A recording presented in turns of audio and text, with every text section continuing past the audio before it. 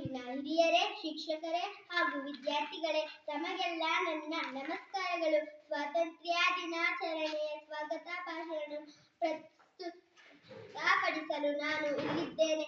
ಇದು ನಮ್ಮ 78ನೇ ಸ್ವಾತಂತ್ರ್ಯ ದಿನವಾಗಿದೆ ಮತ್ತು ವಾಕ್ ಸ್ವಾತಂತ್ರ್ಯ, ನಮ್ಮದೇ ಆದ ರೀತಿಯಲ್ಲಿ ಬದುಕುವ ಸ್ವಾತಂತ್ರ್ಯವನ್ನು ಹೊಂದಿರುವ ಸ್ವಾತಂತ್ರ್ಯ ರಾಷ್ಟ್ರದ ಭಾಗವಾಗಿರುವುದಕ್ಕೆ ನಾವು ಹೆಮ್ಮೆ ಪಡಬೇಕು. ನಾವು ಯಾರ ಗುಲಾಮಗಿರಿಯನ್ನು ಅನುಸರಿಸಬೇಕಾಗಿಲ್ಲ.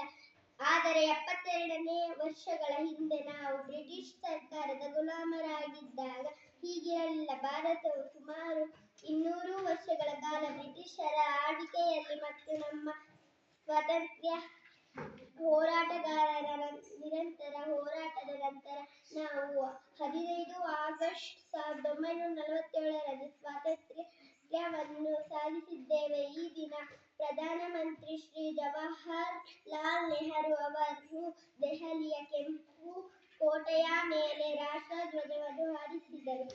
ಅಂದಿನಿಂದ ನಾವು ಪ್ರತಿಯೊಂದು ಸರ್ಕಾರಿ ಇಲಾಖೆ, ಶಾಲಾ ಕಾಲೇಜುಗಳಲ್ಲಿ ಸ್ವಾತಂತ್ರ್ಯ ದಿನಾಚರಣೆ ಆಚರಿಸುತ್ತಿದ್ದೇವೆ. ಇಷ್ಟು ಹೇಳಲು ಅವಕಾಶ ನೀಡಿದ ತಮಗೆಲ್ಲರಿಗೂ ಧನ್ಯವಾದಗಳು. ಜೈ ಹಿಂದ್, ಜೈ ಭಾರತ್.